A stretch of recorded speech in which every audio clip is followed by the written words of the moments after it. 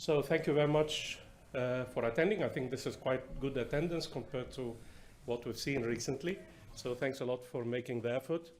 I am told that there are over 100 people online, but I cannot see the names. So I am reliably told this is the case. So before we start, I think I make a couple of announcements. Make sure that your mobile phone is on silent, please. And also, I am reliably told that there is no fire drill today. So if you hear a fire alarm, then it's a genuine one, and you have to follow the exits as marked here.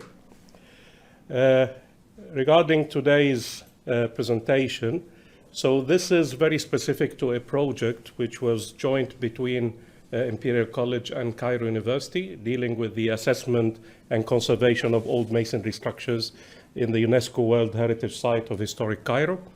And I'll just give a brief introduction, and then I'll hand over to our other two speakers. So the first one is Professor Sherif Mourad from Cairo University. And Professor Mourad probably has over 30 years of experience in research and practice in structural engineering.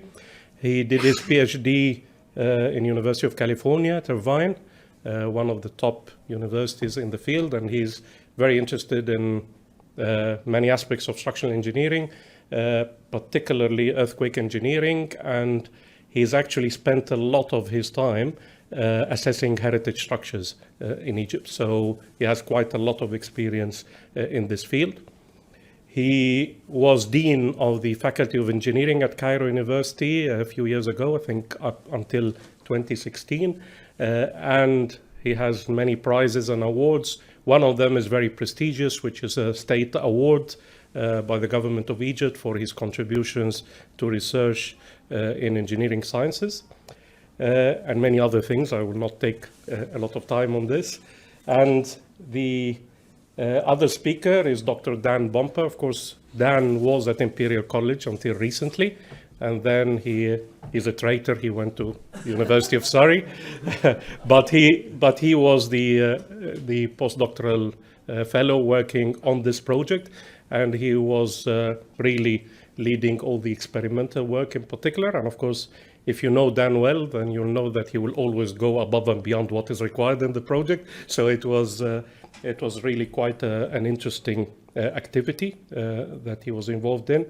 So he will talk to you also about the work that he's done at Imperial College on the project. Now, the project, as I mentioned, is looking at the UNESCO World Heritage Site of historic Cairo. So we have been looking basically at a very specific part of Old Cairo, and I'll explain in a minute what it is. But of course, the idea behind the project is that we come up with a methodology that can be used in other parts of Old Cairo and other parts of Egypt, and probably if you have similar areas in other countries, that can also be useful for these applications. So the work, as I said, was a joint research project between Imperial College and Cairo University. There were other institutions involved as well. In particular, I should mention the NGOs who were working closely with us, as well as, of course, in liaison with the government. And these are very important because an important part of the project has been community engagement and citizen participation. And probably Professor Mourad will say a few things about this later on. Now, of course, I don't need to tell you that Egypt is very rich with heritage. It's heritage going back 7,000 years. And of course, the areas that you are very familiar with are the pyramids and the ancient Egyptian civilization. But of course, there's much more to Egypt and to Cairo than this. And Old Cairo is a fascinating part of Egypt. It's not quite 7,000 years, but there are several thousand years of history in there. Probably the areas that we are focusing on is somewhere around 1,000 years old.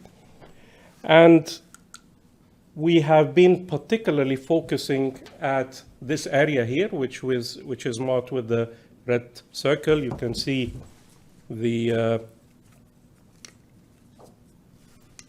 this part here. And you can see it's not very far from the River Nile. And those of you who are familiar with Cairo will know that this is quite close to the citadel, of course, a famous landmark, Al-Azhar Park, Ain al-Sira, and there is a very famous aqueduct here, which is called Magra al-Uyun, which in the old days used to basically transport water from the Nile into other areas. So, and these areas are being regenerated at the moment, and there's quite a lot of activity in there. But of course, it is so rich that there are sort of areas which haven't really been looked at very closely until now, and is gradually being focused on. Now, the particular street that we have been focusing on is called El Ashraf Street. So this is the area around El Ashraf Street. So this spine in the middle is El Ashraf Street. If you're familiar, again, with this part of Cairo, there is a very famous mosque here, which is El Sayyida Nafisa Mosque at the south of this area. And then within the street, in and off the street, there are something like maybe 30 monuments or so. And maybe in the street itself, it's like 200-300 meter long or so. There are quite a lot of structures that really need a lot of attention. So again, Professor Mourad will tell you a bit more about that. One of the major problems that we have in the area is the rising groundwater level, for many reasons. And again, we have within the project, we have hydrologists, we have geotechnical engineers, we have historians, we have many disciplines involved in the project and related projects. But that, of course, presents a challenge from a structural engineering point of view as well that we have to look at. And just an example here of one of the structures. This is from the Mamluk period, 13th century. And you can see this, basically the foundations are immersed in water. So by capillarity, you get the water rising and the structure becomes saturated most of the time in water. So surprisingly, again, and I can rely on Dan's literature review, we haven't had a lot of studies looking at these type of structures and what is the influence in terms of quantification of the influence of water on the structural properties. Now, the other issue, again, from our sort of point of view as structural engineers, is seismic hazard, because obviously Egypt, if you look at the map that we have here, is not a highly seismic country. So we have sort of low to moderate earthquakes. But of course, there was an earthquake, at least people who are as old as me would remember the earthquake that happened in 1992, which is the Dahshur earthquake, about 50-60 kilometers away from Cairo. It was a 5.3 magnitude, so not large by any measure, but caused quite a lot of damage. And of course, that's because we have a lot of old structures, of course, pre-code structures. We didn't have a seismic code until 1993. So the vulnerability is quite high. And the landscape is changing. So there is a lot of developments around the Red Sea area, around the North Coast as well. So, you know, things need to be assessed properly. And of course, heritage structures are particularly important. I won't go through everything in this slide, but these are the objectives of the project. We are going to focus on the specific issues related to structural aspects in terms of health monitoring and structural evaluation, the effect of wetting of the structure, and also seismic loading. So these are the tasks involved in the project. So you can see a number of tasks: site management, archaeological conservation, structural assessment on a territorial scale and a single structure scale, health monitoring of these particular structures, and of course the experimental assessments, which were primarily carried out at Imperial College, groundwater studies, and all this should feed at the end into an interdisciplinary approach for the management and conservation of these type of regions. And that's a flowchart of how all these different activities fit together. So that's basically the outline of the presentation. So what we are doing, of course, after this overview, what we will do is Professor Mourad will focus on tasks 4 and 5, which are these related to the structural assessment and health monitoring of some of these structures. And then afterwards, we'll talk about task 6, which is the experimental evaluations. And hopefully, we'll try to finish by 7 o'clock or so that you have time for some questions. Okay, so Professor Mourad.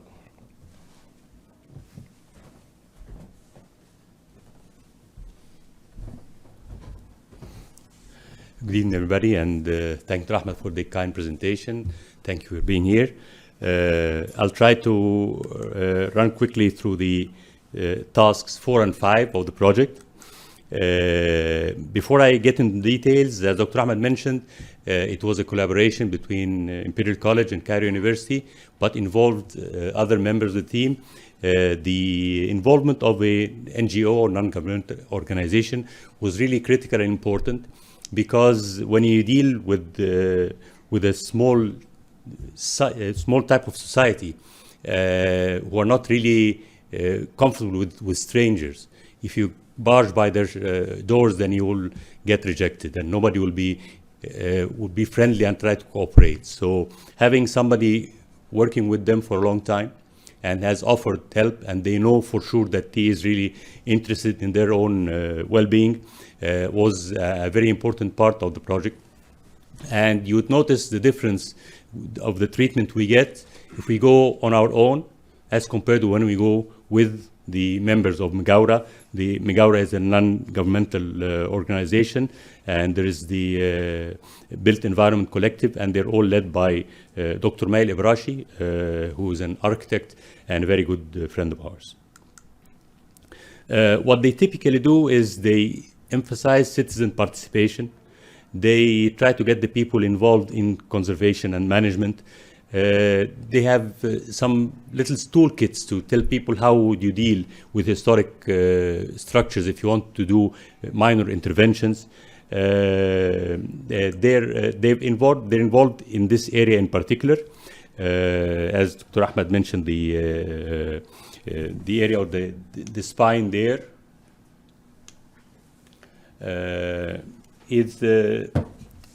they characterize the structures into heritage structures that really have value, open spaces that can be used for new buildings or new activities, areas that were refurbished. And these are some of the pictures of their activities and the before and after the several spaces, and how they involve the children as well as the adults in their activities.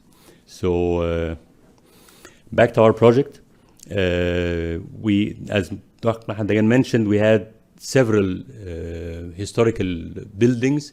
We'll focus today on a couple of them, which is Fatma Khatoon Mausoleum and Al Ashraf Khalil Mausoleum. The names are for princes, a prince, Al Ashraf Khalil, and a princess, Fatma Khatoon, who were at that era of the 14th century. And the mausoleum is where they are actually buried. But there are other mausoleums and mosques in the area. Because of the time, we'll only focus on two. This is the first one, which is the Fatma Khatoon. And it's characterized because the dome is missing. There used to be a dome at the top, and it's not there anymore. So right now, it's just a makeshift roof, just a simple roof to prevent water from rain. What we typically do in a structure is, first of all, we do some material characterization in preparation for preparing a detailed finite element model. And then we create a three-dimensional model, try to verify that model by doing some dynamic testing to update the model. And then finally, when you have a model, we can play around with it and see, apply seismic loading or any kind of external forces you'd like to apply.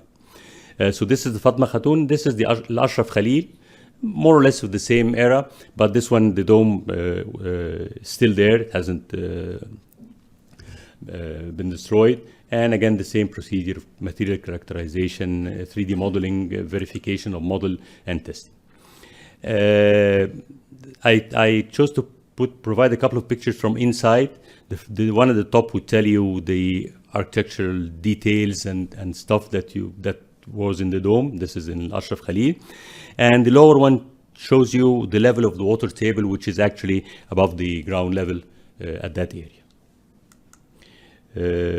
Okay, so again, as a typical inspection, you would start by visual inspection. Try to look for all documents that would show you some dimensions. And then if you don't have that, then you have to start your own measurements, your own material testing and assessment. And because of our link with the NGO, we were fortunate to be provided with real detailed drawings for the both monuments, which helped us a lot in that. Okay.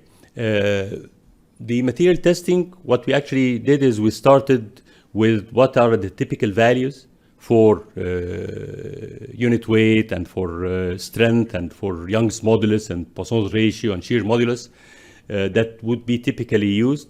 And we tried the FEMA 356, the Eurocode 6, the Italian code and the Egyptian code, and tried to figure out the range of numbers that we have. And as you see by the table, it really varies. Not only across the codes, but even in the single code. So we really needed to do some testing. So we got some samples. Most of these samples were not actually extracted from the monument itself, but from the stones and the bricks that had fallen around from there.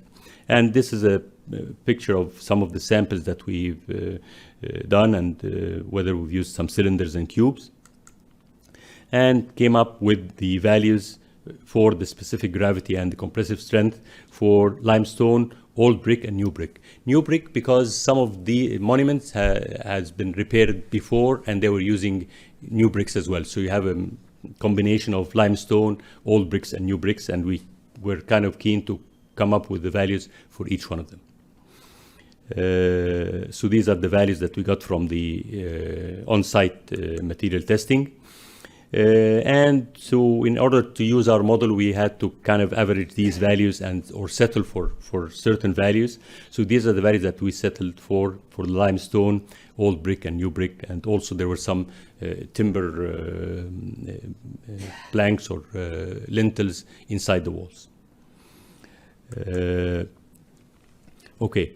In order to get a finite element model, we started with the AutoCAD drawings, which had plans and sections, and we kind of imported these drawings into a finite element program, just two-dimensional. So as you see in the picture here, just a wall and a wall, and then kind of extruded that into solids so that you can finally come up with a 3D model for the entire structure.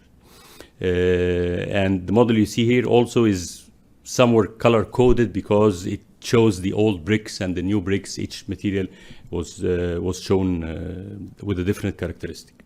So this is a Fatma Khatoon initial model. We started first with a simple finite element program that did not have large nonlinear capabilities, and then we switched to another one which was had more nonlinear capabilities, and that's why you see two different models.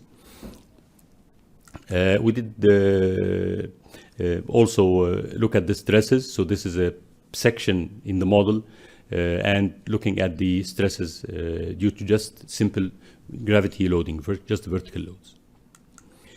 Okay. We did also dynamic analysis, just free vibration analysis, and came up with some mode shapes for the monument. There were basically three prominent mode shapes.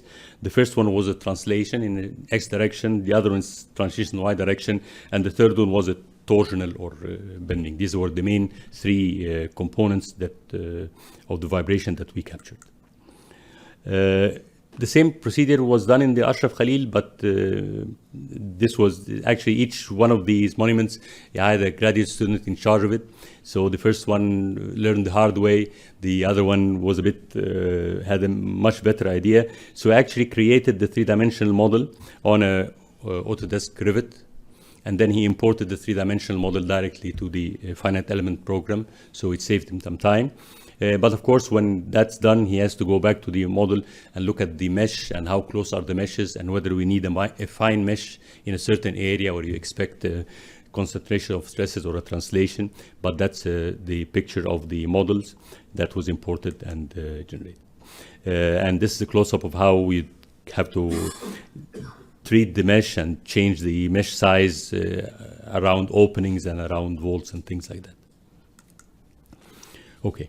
If you have a numerical model, but you haven't tested it and you're not sure what are the values, you don't have anything. So in theory, I'd love to shake the actual building and make sure that the response is what you've measured. Unfortunately, the guys from the were responsible for the structures in Egypt. Actually, you can never touch a monument unless there is supervision from the Ministry of Archaeology. And they're very meticulous, and they gave us really hard time. I don't blame them when we're trying to take any destructive samples like coring or things like that, because they'd like to keep the structure as intact as possible. So what we did is we did some ambient vibration testing. So we attached some accelerometers to the structure and just measured the accelerations under just free vibration. Usually in that, there's a busy street across, so maybe when a heavy truck moves, you get some vibration. So the photo at the left is the man lift that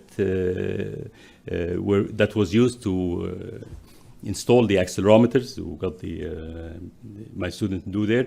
Unfortunately, the access was very limited, and we were only able to access one corner of the monument. So we had the accelerometers placed at just one corner. We had 3 accelerometers, but again, at the same location. And this is really tough because you'd never be able to get any, for example, torsional modes, because they're all right next to each other. The picture at the right is our accelerometers. We were using accelerometers that were actually bought through that proposal. They are wireless, so again, that was a big advantage, because before that we used to have lots of wires coming around from the accelerometers. So here's the setup for the accelerometers, and this is also the same for Al-Ashraf Khalil. The accessibility in Al-Ashraf Khalil was a bit better. What I asked my student to do are the ones at the top. You put 4 accelerometers at each level. The first level, you can put them at the 4 corners or the 4 middle sides, and at the second level, you could put them at the 4 corners. And what he actually managed to do was the ones at the bottom. So he managed to install 2 accelerometers at the first level and 2 at the second level. And I'm grateful he was able to do that, because again, it's really difficult to do it on site. Okay, here are accelerometers. We typically would glue them with some kind of wax or something, and then we have our data collection to collect the data from there. Now we have the time history values. We change them from the time domain to the frequency domain to get the peaks, and we've tried just the peak picking method from the frequency domain, but there was so much noise in the data, we were not able to pick up the values. We also tried to do some filtering, and again, with not that much of success.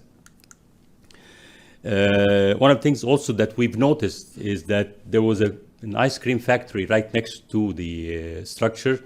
So the first thing I asked them is to get the frequencies of that nice machine working there, so that we make sure that we're not picking that frequency of the excitation from the machine, not from the structure itself. Did some signal processing, playing around with the length of the signal, window size, 20 seconds. We tried to separate the directions in the X and Y and Z, because we had accelerometers that measured in 3 directions.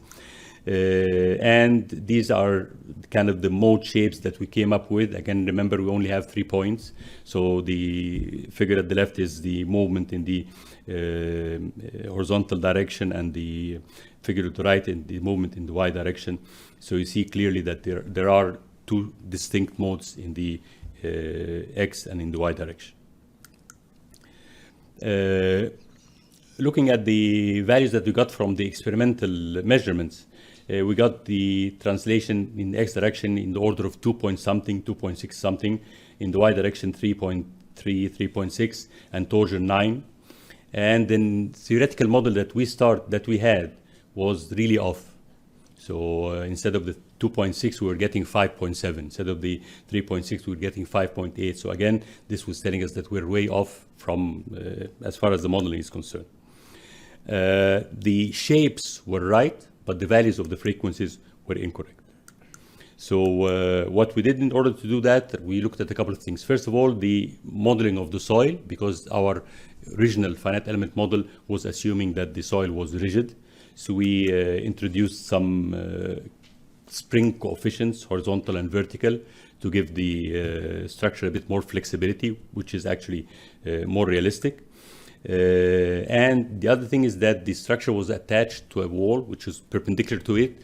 And at the first iteration, we ignored the wall. So the second time I said, okay, why don't you add the wall? Because the wall would give stiffness in a certain direction that should also come up with the model.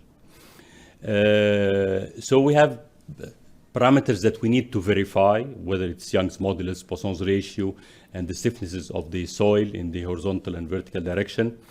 And we thought that we can use neural network to kind of come up with the best values or the best fit for these. So that's what we actually did. We worked on MATLAB application for the neural network and had some models with the input 5x50 models and the output 5x50 models. So we trained the neural network on 45 models and tested it on 5 models to kind of come up with the best estimate for these parameters, for the stiffnesses of the springs and for the values of the Young's modulus and Poisson's ratio. So this is a sample of the database that we have, and each ID has a certain E, certain mu, a certain K, vertical, horizontal, and rotational, and the output are the natural frequencies. So this is how we played around with the numbers and the neural network and came up with values that we were able to come up with natural frequencies that are really close to the ones that we measured. So this is an example of the parameters that we used, and we're able to come up with the frequencies that are really close to what we measured in the finite element, in the ambient vibration testing.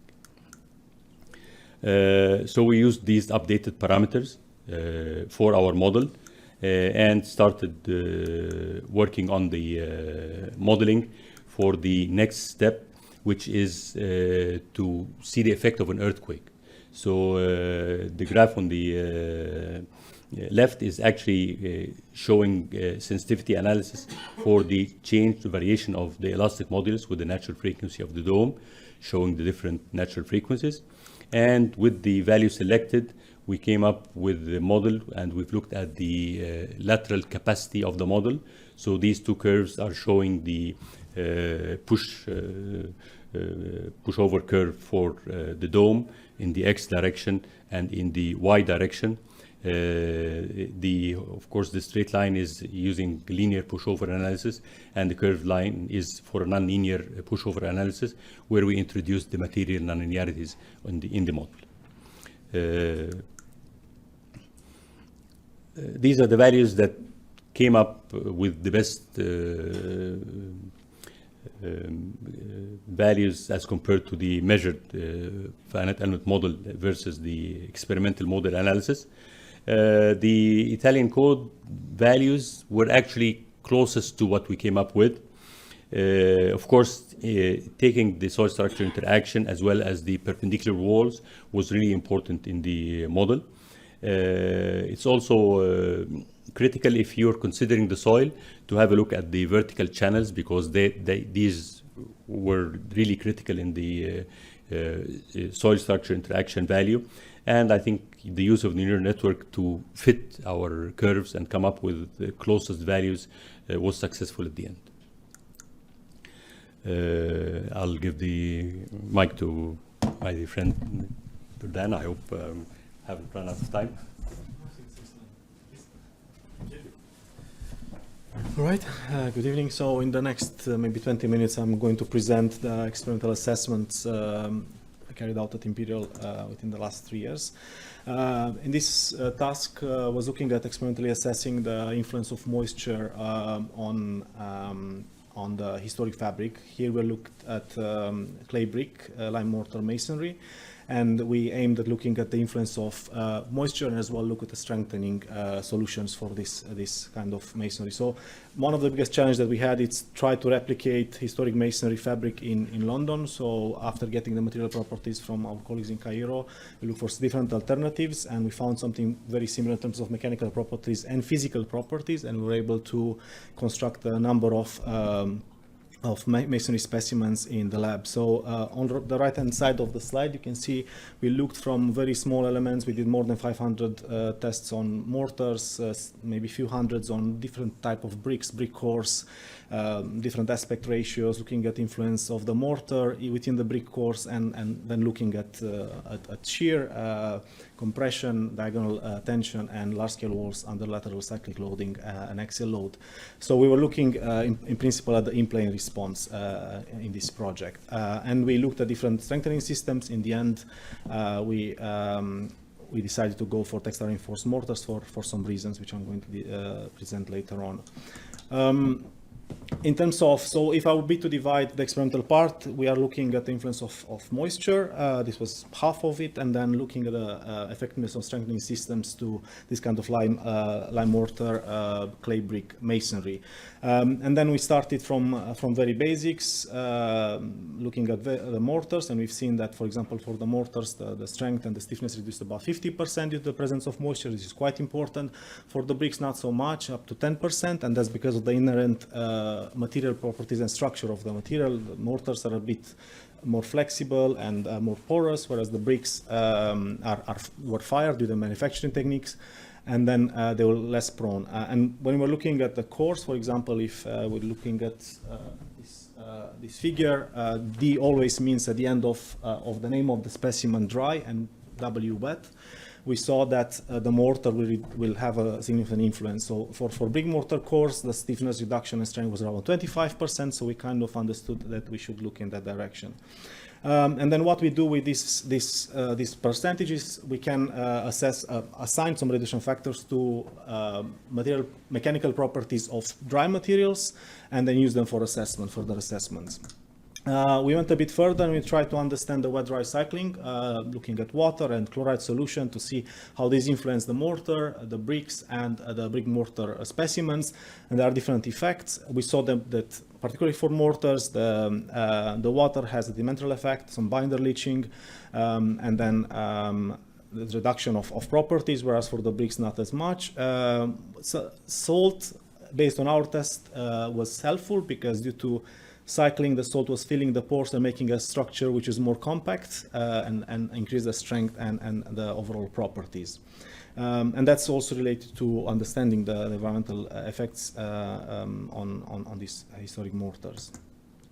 We looked at now from very small material properties and move on to understanding different mechanical properties of masonry elements, and we started with shear sliding, we tested about 50 triplets, looking at different pre-compression levels. So we applied an axial load between 0 and 2.5 megapascals, which extends beyond what you would find in this kind of historic structure, but just to have a very good curve.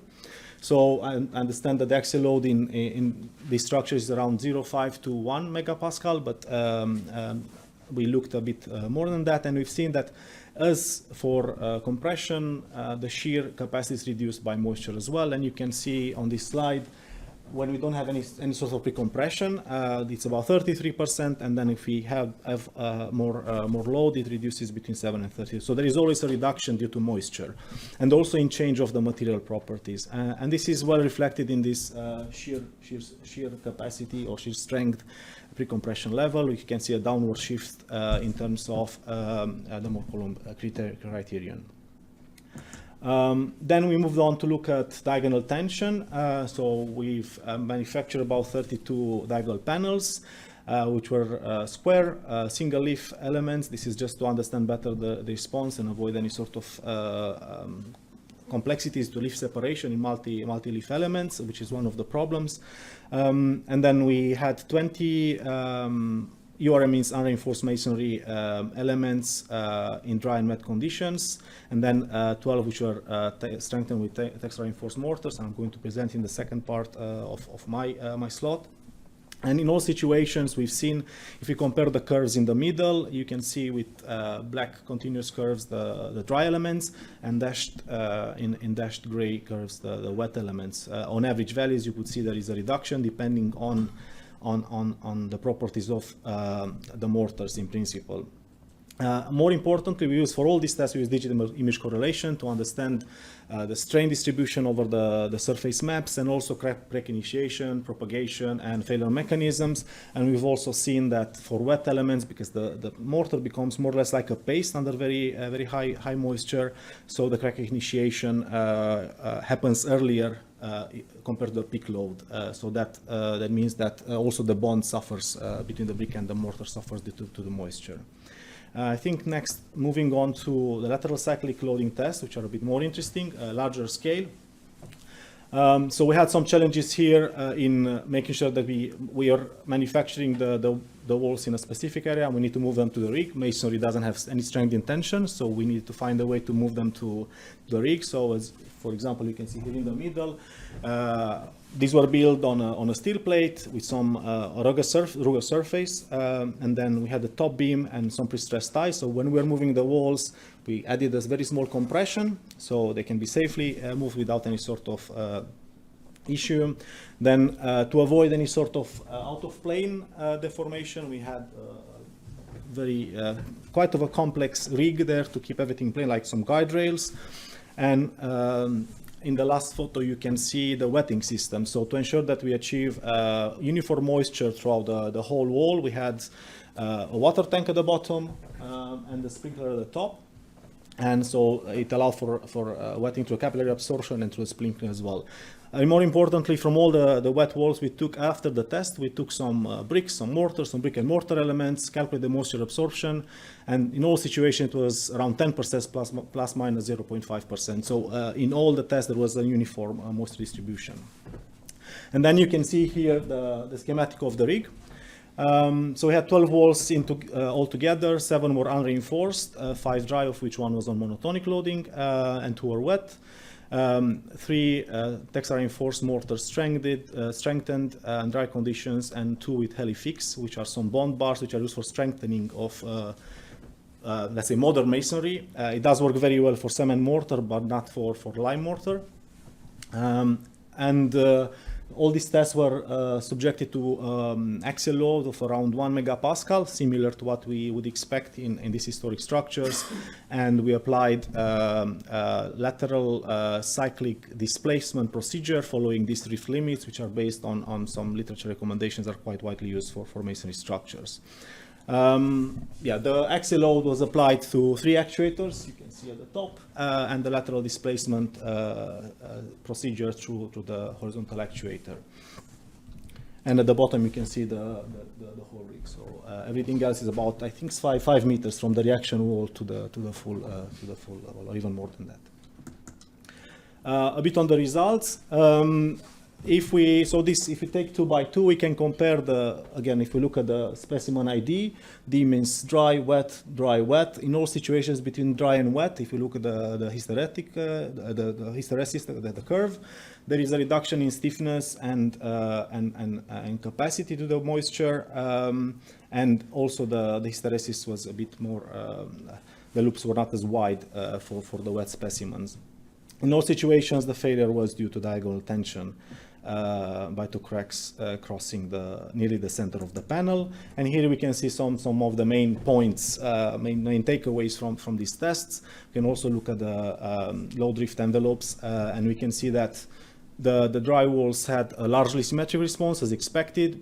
For the wet walls, there was a bit of non-symmetric response, particularly in the post-cracking regime. And there was a reduction in lateral strength and stiffness. In the strength about around 10%, stiffness about 20%. More importantly, there was a reduction in peak at average for the wet walls about 22%, but an increase in ultimate drift. So after reaching the peak value, there was a bit of a softening, so there was a bit of an increase. If we can consider any ductility in masonry, wet walls might have a bit of a improved ductility, and all the values are in this table. Now, the next step, so we understood the influence of moisture from the mortar level, brick level, to the whole masonry full wall. Now we tried to look at different strengthening approaches, which are low cost, cost effective, and compatible with this historic fabric, this kind of masonry, which it's low strength, contains clay bricks and lime mortars. So we looked at textile reinforced mortars and FRPs. In addition to the 20 unreinforced masonry triplets, we looked at FRP again and textile reinforced mortars. And the main conclusion was kind of a pilot. It was the first set of tests that we've done. We've seen that FRPs provide a bit of higher strength, slightly higher strength, but they are significantly more brittle, and the failure would come through splitting of the bricks. And more importantly, the FRPs were very lightly stretched. There was only 10% of the fracture strength, so they were not very effective. And they're a high-cost material, so not very effective for historic structures. It might be useful for modern masonry, but not in this case. Whereas for the textile reinforced mortars, which so that's an overlay, cement lime mortar overlay with some glass fiber meshes, you'll see in the next slide, which are bonded to the substrate. There is more compatibility, both because of the strength and the elastic modulus of the material, and we have a bit of the response was a bit more ductile compared to the FRP. So we went towards TRMs. And here you can see some of the diagonal panels and the large walls during the manufacture. As I mentioned, these TRMs are textile reinforced mortars, so there is a mortar overlay, a typical render. Here we looked at lime cement overlays to increase. This will have a bit higher strength than the joint mortar, so helps also with elastic stiffness, but also with the strength. So improves the elastic properties of the masonry wall when it's retrofitted, and includes a number of layers. So in the past, there are a few tests that were done in the last 3-4 years, and they were looking only at one layer. So we wanted to understand whether the number of layers would have some influence in strength, stiffness, strength, and ductility. And for the diagonal panels, which are a bit easier to manufacture and control, we looked up to 4 layers. Of course, the TRM will become thicker the more layers we have. For the large walls, we looked at 1 and 2 layers. And you can see there are some plastic or some round bits there. There are some plastic connectors which will provide shear connection between the substrate and the TRM. And it's very important to avoid any sort of debonding or lead separation during lateral cyclic loading. And of course, we characterized the overlays themselves, the fibers and the overlays, to understand the actual tension capacity of the composite. I've also done some bond tests between the substrate and the TRM, just a full characterization of the material for further analytical assessments.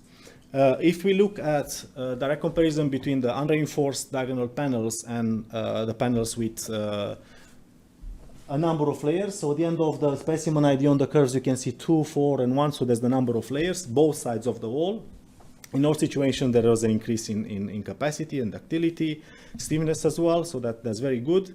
And you can see all the ranges here, up to 500% increase in ultimate shear strain, so that's excellent when we're looking only at diagonal compression, so that will produce a failure in diagonal tension. What we've seen that for this relatively low strength masonry, there is a threshold after which the TRM doesn't become effective, because the crushing capacity of the strut within the confined masonry element, the masonry diagonal panel will reach prior to reaching full fracture of the TRM. We also seen that there is a biaxial confinement, and some we can predict with some existing models which will be modified by the influence of the biaxial stress in the wall.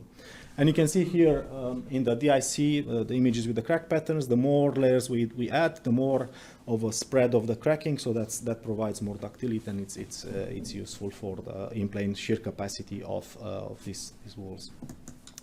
Going further to lateral cyclic loading tests, so these are the larger scale walls, 2 by 1.5 meters, tested under axial load, the same axial load as the unreinforced masonry, and the same loading protocol, lateral loading protocol. And you can see a comparison between the unreinforced masonry on the left-hand side and the reinforced, the strengthened wall, and you can see a significant increase in stiffness, strength, and ductility. So the TRMs were very helpful in restricting any sort of crack development, also shifting the failure mode from brittle failure to a more ductile failure, which is governed by rocking. And then there was an increase about 160% in stiffness and 30% in strength, and also the drift capacity and energy dissipation was well increased. So they were quite effective. One key point that is important to mention, so the end connection, the corners, there are some red areas at the corners of the strengthened walls. So the connection at that point, or the plastic connectors or any sort of connectors, are very important, because if the mode of failure is due to toe crushing, then what happens there is very important. So any sort of confinement in that area would help with increasing the ductility. Of course, we've done some numerical modeling. Initially, we started with the triplets, validating some cohesive-based models for block-based approaches, which is also called micromodeling in the literature. So we validated this against the triplets, diagonal panels, and the large-scale unreinforced masonry walls. And this allowed us to, after validating the response, getting a very good fit, allowed us to do some parametric investigations to understand a wider range of material properties and the influence of moisture towards that. And in addition to what is acknowledged in the literature as failure modes, we also saw for this low-strain masonry, there is a mode of failure by flexure, but with the crushing of the strut. And that's more brittle than other failure modes like diagonal tension, which is brittle by nature, but the strut crushing, it's even more brittle in this situation. And again, I was looking, this takes me to the last few slides on analytical assessment. So having all these material tests done and understanding the influence of moisture, it helps us to build this kind of limit condition shear compression diagrams. And then with the tests, we were able to validate whether this can be used for assessment. So you can see, for example, a shear compression diagram includes three criteria. One is for shear sliding on the left, diagonal tension in the middle, and then it's capped by the compression capacity. And then by having the material properties, we can build this. It's just a principal tensile criterion and size capacity of the wall in compression, and some parameters are typically used in design. And using these factors for reduction due to moisture, we can build both the dry and the wet envelopes. And you can see here with circles and rectangles the tests, and we can see that in both situations the level of conservativeness is similar. So we can use these factors that we assess through material testing to build these envelopes and build these shear compression limit envelopes. Going further, now looking at the large-scale tests, after having the full hysteretic curve, the envelopes, we built the average curve, and we compared the analytical predictions which are available in the new, in the revised Eurocode 3 part 8.3, Eurocode 8 part 3, and we've seen that provided that we use the appropriate material properties, we do account to moisture, they are quite well in predicting the elastic stiffness, the capacity, and the drift capacity. The strength and the drift capacity. And just as a comparison, we also looked at comparing with the current drift limits for shear failures in the current Eurocode 8.3. So this is quite good comparison. This is the result of the parametric study. Again, we looked at the failure modes that are acknowledged and that are present in the Eurocodes, and they predict quite well the full curve, except for the situation we're looking at this failure mode by strut crushing, governed by a flexure governed behavior, which is much more brittle. So perhaps this would be considered for masonry of very strong low strength, and it will be quite important to consider that in assessments. But stiffness and capacity quite well predicted with existing guidelines. Now, I think his final slide in terms of technical content. After doing the test and looking into the literature, there was not that much in terms of there were some tests, but very little in low-strength masonry, clay brick, and lime mortars at that point when we started. We've seen that by comparing the test results of a larger database, the current guidelines provide quite overly conservative estimates. So to this end, we proposed a new model which used the cumulative contribution of the URM, the unreinforced masonry element, the textile mesh, and the overlay, and we get a better fit. Still quite a large coefficient of variance, but the current design codes, the average is around 6, so it's still a bit better, and that's because the way that the current guidelines take into account the ultimate fiber or the design fiber capacity. But more importantly, if you look at the final figure, with what we propose, we predict much better the kinematics of the element. We can predict the stiffness when crushing would occur within the confined masonry element, and as well the peak capacity. And that's for all the tests that we've done and were carefully documented and analyzed. So I think that's the key point. For the large-scale wall, so the previous was only for in-plane shear without any presence of axial load.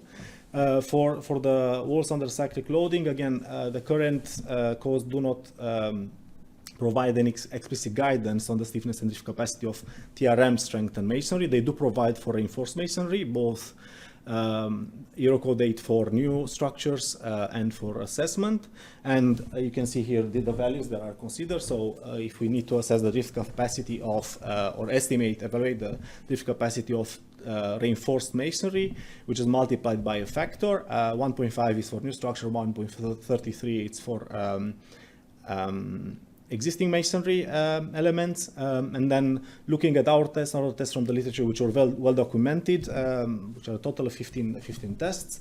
We've seen that this range is around this average ratio. It's at 142, so we can safely use the revised Eurocode 8.3 to assess, to evaluate the drift capacity of textile reinforced masonry using the reinforced masonry guidelines.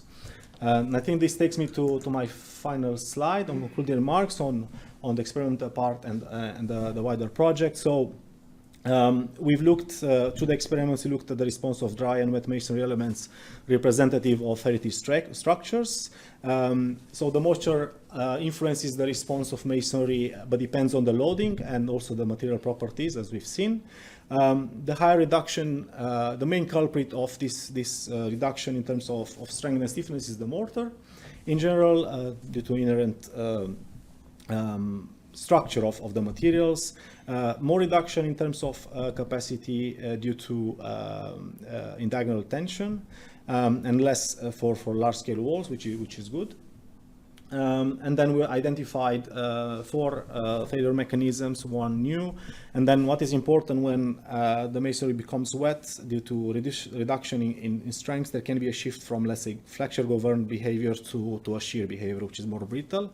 And then overall, these tests with field service, structural monitoring, detailed models, ground water, waste management, community engagement, and others contributed to achieve the overarching objectives of this project. And before ending the presentation, I'd like to acknowledge the funders, which are the Arts and Humanities Research Council in the UK and the Science, Technology and Innovation Funding Authority in Egypt. So thank you very much, and I think we're ready for questions. And hopefully I'm in time. Thanks a lot.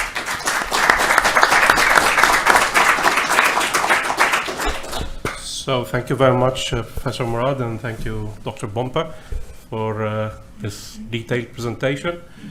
So I think we finished bang on time, which is quite unusual. So, yeah, I think this happened by coincidence. But anyway, so we have time for a few questions. So I'll start by the audience here, and then we can take some questions that are coming online as well. So maybe I'll just take one of these microphones. Thank you very much. Any questions?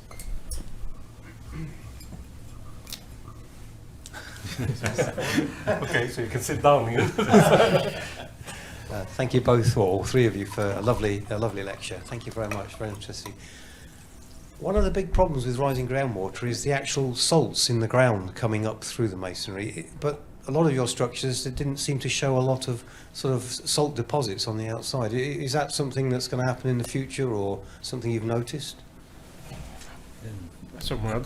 Yeah, I think it has to do with the material, because the fire bricks do not get affected with the salt as compared to stone masonry and stone bricks that will make a difference. So I've seen lots of monuments that were using limestone that were really affected. Right.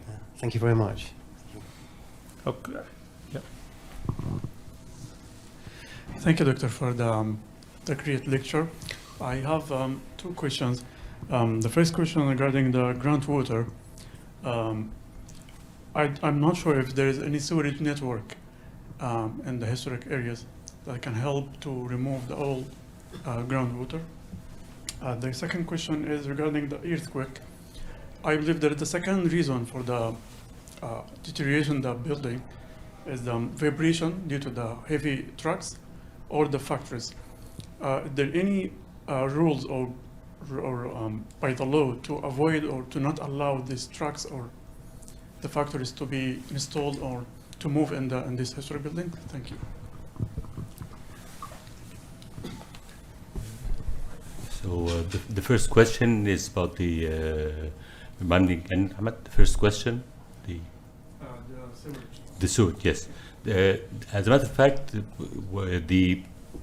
the team who was responsible for the hydrology did lots of research, and they were kind of trying to confirm whether that rise in the water table is because of the ground or the underground water level, and whether it is related to the River Nile and the levels there. Or is it because of surface water, which is coming from sewage or even water supply network that has leakage or something like that? And I guess their conclusion was that it had a larger percentage of sewage remains. That's why they said that it is probably contaminated, and it is because of the groundwater. The problem, as you mentioned, is that some of these areas do not have proper sewage, and using trenches or things like that for disposing the sewage. Okay, I think I'll just take a question online because it's related. So that's a question from Sarah Turner, who's asking whether was the groundwater tested, characterized, and the effects of its composition. So I think that's directly related, and there was quite a lot of testing, and I think it confirmed that there was significant contamination. As a matter of fact, the testing, even there were test results even before we started the project from the earlier efforts, and because in that area the government was really concerned about the rise in water table, and they were studying options of trying to lower the groundwater table on the entire area rather than just local points. Yeah, and I think the continuation of this question, and where varying degree of degradation observed throughout the water levels, like cycling, wetting versus permanent submerged, or areas more frequently wet than those less so. And I guess there was quite a variation of this. Exactly. Yeah. So it really depends on the particular structure that we're looking at, where we've had all these effects happening. So that's why it's very important to look at individual structures and assess the situation in each of them separately. Sorry. Okay, any questions in the audience? Sorry, cardinal sin by me. You meant to give your name and affiliation, so if you would. Thank you very much for the great presentation. My name is Mohammed Rabia, from a PhD student from the University of West London. I have a question regarding the TRM, tensile reinforced mortar. So is it recommended to apply the mortar for masonry blocks for in historical buildings based on these findings? If so, how does that impact the actual like building in terms of integrity and how it's gonna be like is it gonna change the shape of the building or no? Yeah, I mean, I guess this is something that we thought about quite carefully. So the question is whether it affects the character of the structure and its heritage value. And of course, this kind of intervention is not suitable for all structures, but in some structures, they are already rendered, and hence it is quite feasible to use such techniques. But the other thing that we have looked into as well, maybe didn't have time to show a lot of in the presentation, is that with the TRM, you can actually use it on one side, and it's actually still quite effective. From the experimental point of view, it's not as easy as having a symmetric structure because of sort of the instability and so on. In a real structure, it's much easier. But we did test quite a few of these, and it is equally effective, if that's necessary. I don't know if Professor Mourad wants to comment. Yes, no, I fully agree. I mean, if again, if it's dressed stone, then you would definitely not think about that. But if you're having brick that has already been rendered, so you can think of the TRM as some sort of rendering, and I think it's acceptable, and it has been accepted in several structures that have been used. Yes. Okay, any other questions? Yes. Yeah, sure. Ali from Langen International. Thanks for the presentation, first of all. But my question is, the testing program, did it involve, I saw you tested the wet and dry conditions, but did you involve testing it in cycles of wetting and drying? Not just a wet condition and a dry condition? Also, does it get cycles of wetting and drying in the field? Yeah, so we did. I think Dan can answer this question. So there was just one slide. We looked at the material properties in wet and dry, at mortars, bricks, and brick cores, which had brick, mortar, and brick. And we've seen that the water only, I think it was just one slide very briefly. The water, at least for the mortars that we're looking at, in some situation can produce some binder leaching and reduction in properties, cracking. So that's very problematic. And the reduction of properties, and we did 10 cycles wet and dry, so that's quite harsh. It was quite harsh cycles. Whereas with this, we looked also at chloride solution, because one of the issues were the salts. In this situation, there were no degradation in material properties because there was salt accumulation in the pores of the bricks and the mortars. It just made the structure more compact. But after more cycles, there will be some bricks falling, a reduction in cross-sectional area. So this is what happens if there are prolonged wet drying cycles, which is the case for these structures. And if we look at the structure closely, we will see a lot of the bricks have been spoiled because they were subject to this wet and drying seasonal cycling of the 1,000 years.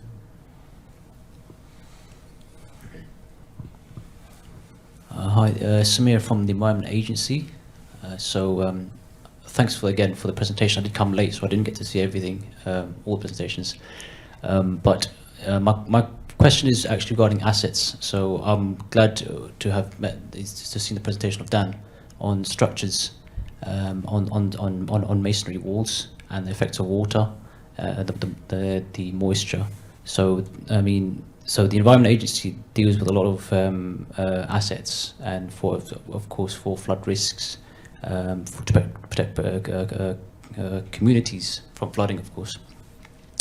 My question is your opinion, I guess, on factors to consider on structures that are of different graded conditions, that they may be, there are some assets that are, newly built, constructed, and there are some assets that are close to failure.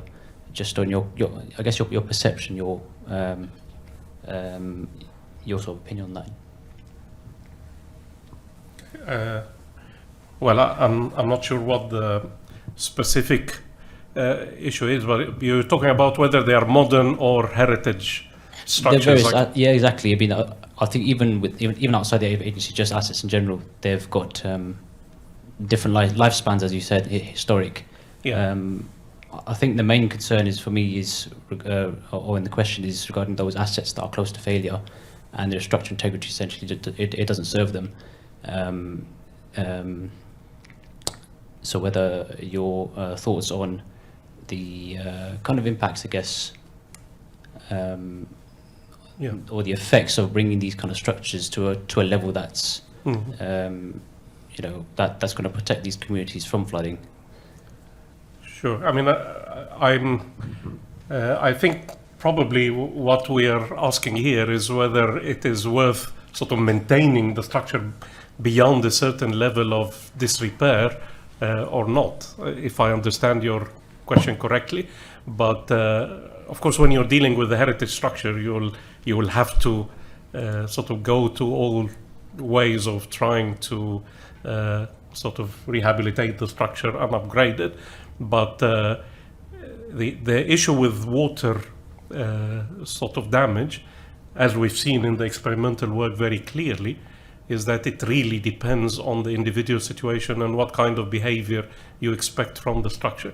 In some cases, the influence is quite minor from what we've seen in the tests, if you have a certain behavior condition, and in other cases is quite drastic.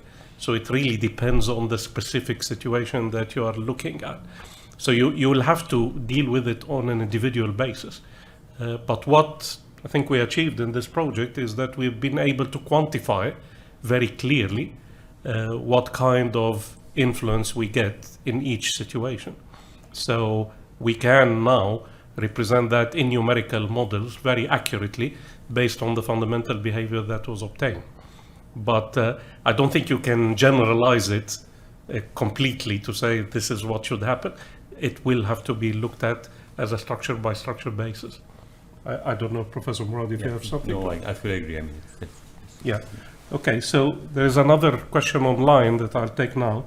This is from Sherif in Cairo University, and specifically to Professor Mourad.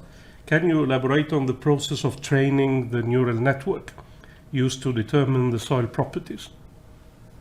From where did we get the 50 models for training and testing? Okay. What were the inputs and outputs in each case? Okay. As far as neural network, I mean, we already have a finite element model, and we can input in it values for Young's modulus, Poisson's ratio, and the soil parameters and springs. So what we actually did is we tried random numbers for all these 5 parameters, and we came up with like something like 5 by 50 models, and these are the models that we used for the neural network. Most of them were used for the training, and then we used a few of them for the testing. I mean, the output was when we were able to come up with the same numbers that we came up with the measurement with the accelerometers, and that's how we claimed that the network was successful. I hope I've answered the question.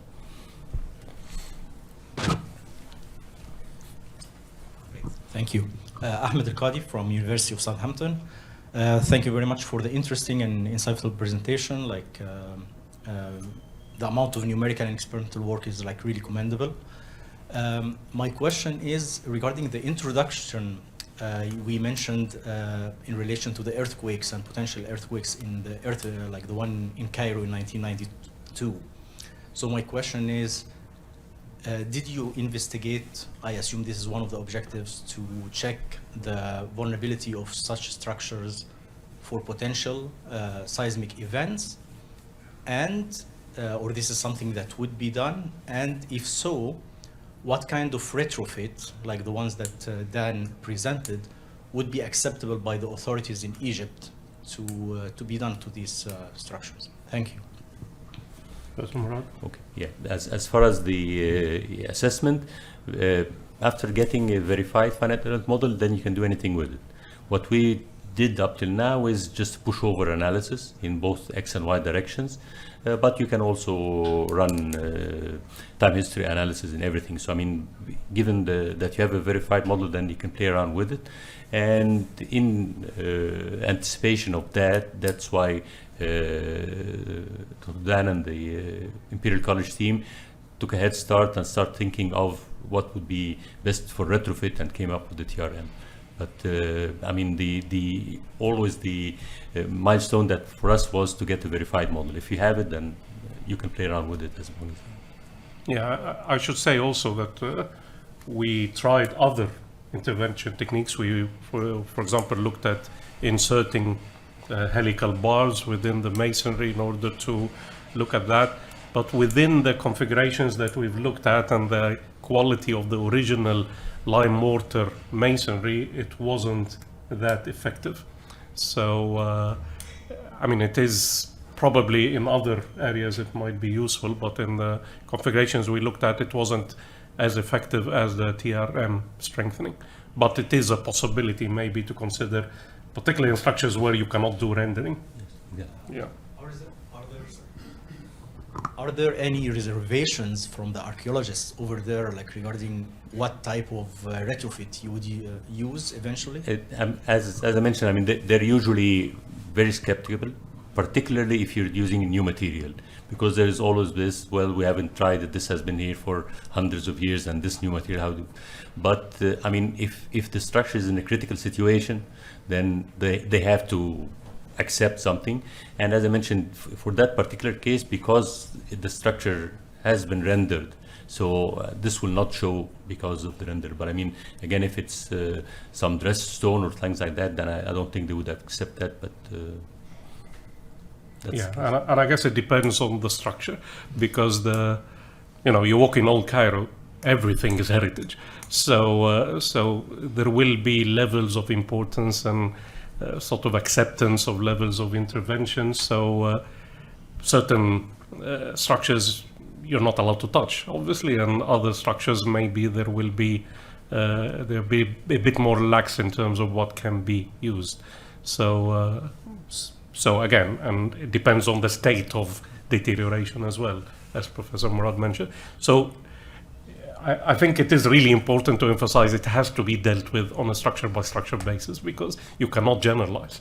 They are very, very different. Each structure is very different. Yeah. Whatever.